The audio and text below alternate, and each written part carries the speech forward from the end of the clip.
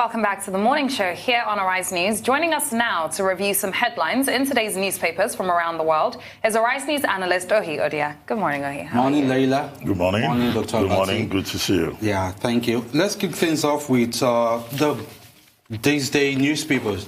Of course, the major headline has to do with the Revenue Mobilization Allocation Fiscal Commission stating that governors are entitled to 300% of basic pay as severance allowance. This is as a result of the controversies as generated State Assembly giving pensions to state governors. And of course, some of these governors are now ministers, some of them are senators, and there's been this hue and cry about those governors receiving some sort of double allocations.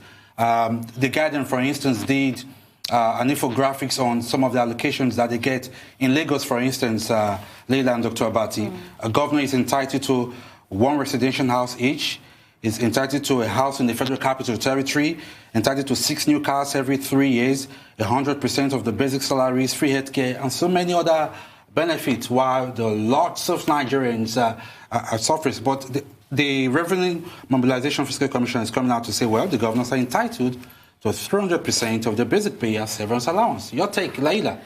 You really want my take? Yeah. Doctor, let's start with you. I'm still taking unbelievable. Well, I mean, you are quoting Elias Mbam. Yes, the chairman of the Revenue Mobilization Allocation and Fiscal Commission, RMAFC. This particular issue has been in the public domain and it's been very controversial.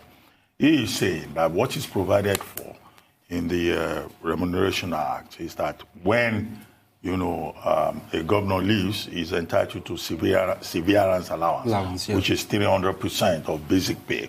Even at the federal level, that is the case. That's what the law provides for. But he says the law does not provide for anything beyond that. His argument is that, however, the law says states can make arrangements for the governor for their leaders. Now, the issue is that arrangement, post office benefits that states provide for governors, deputy governors, and their deputies. And there are two sides to it. There's a moral side to it, with the public saying, look, many of these states have developmental challenges. They don't even have enough resources to pay national minimum wage. They don't even have resources to pay salaries or pension arrears.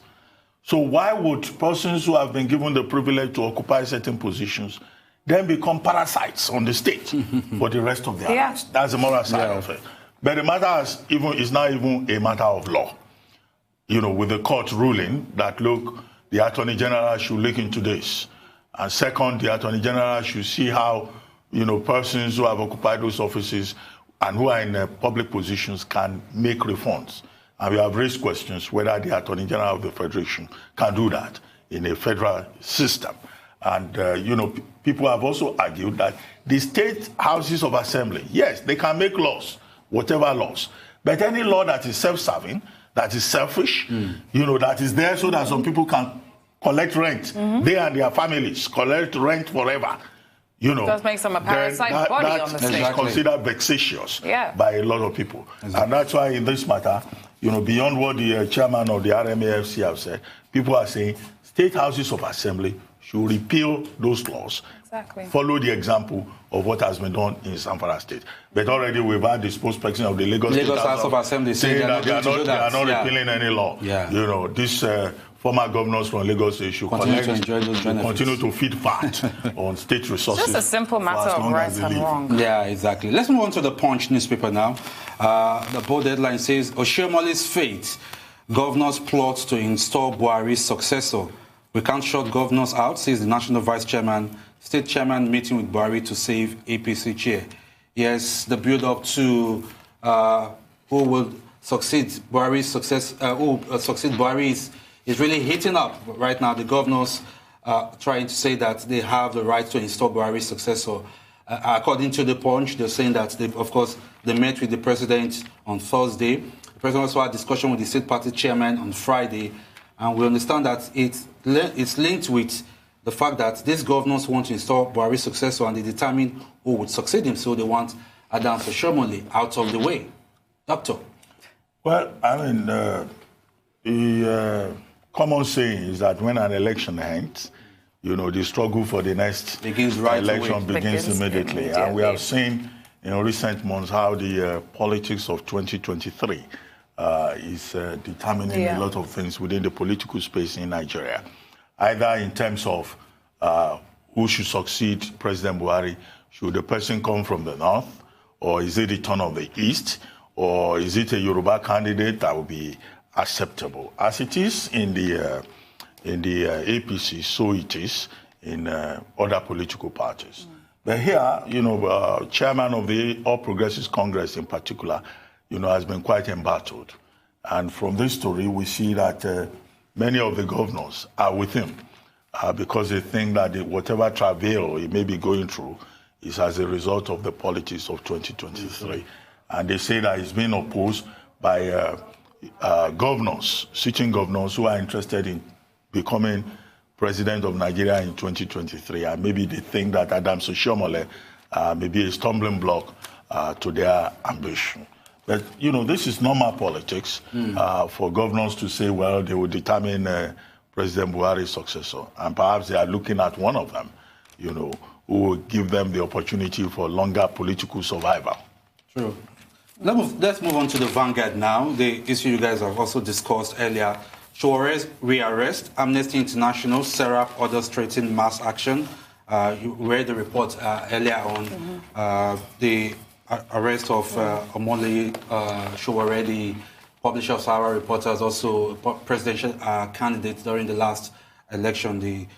The civil society group saying they're threatening mass action. Perhaps was it this particular mass action that the DSS was talking about? Remember, in the build-up to this, the DSS also came out to say there are plans in the offings for such mass action to take place in Nigeria. They cannot say they did not expect this to happen. At the end of the day, civil society organizations have a responsibility. The same way the media has a responsibility onto the people. And you have led this situation. You have caused this situation to occur. This is the only response that was going to happen. So now you have a situation on your hands where, yes, you have a 14-day ultimatum with regards to mass action being taken. And I'm sorry, there's nothing you can say.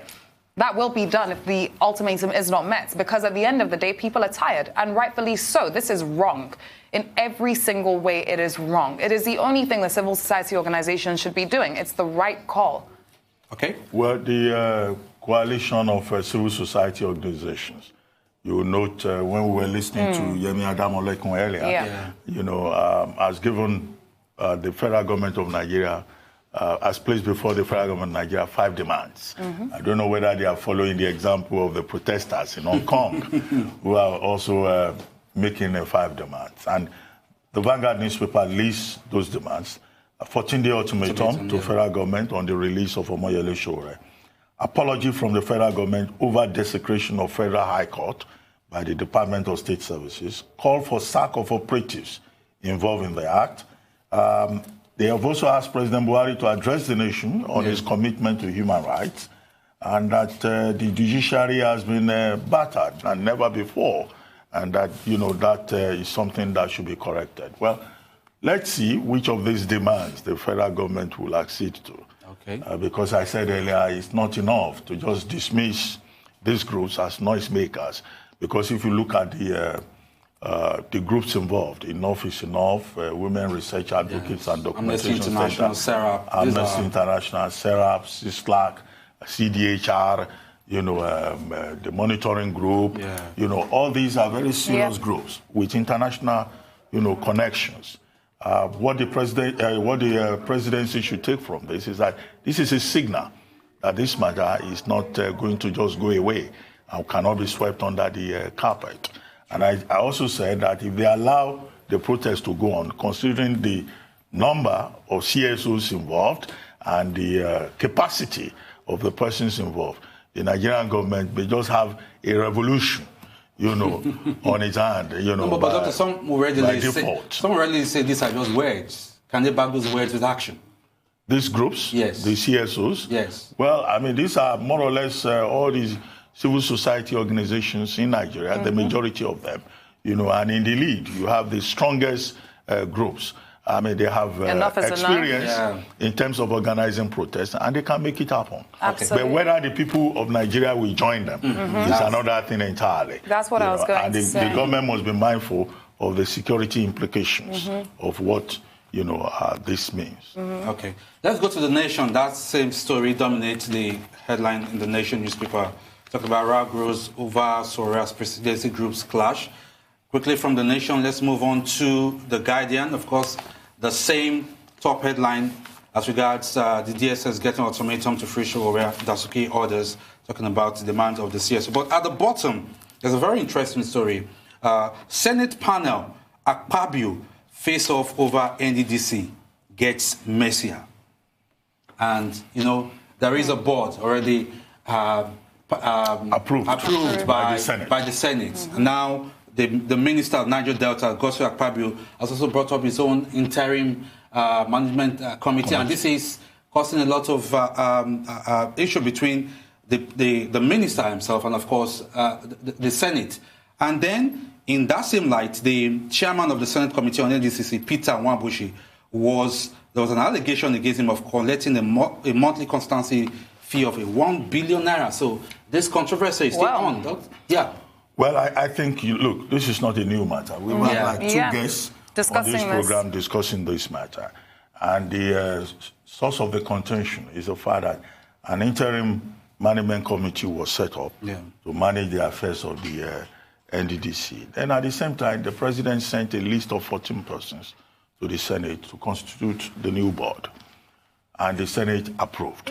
And the Senate has been asking that with that committee, the list of members of the management board, sent by the president, having been approved, members of that board should be allowed to assume office. And the interim management committee, led by Joy Nunye, should stand down.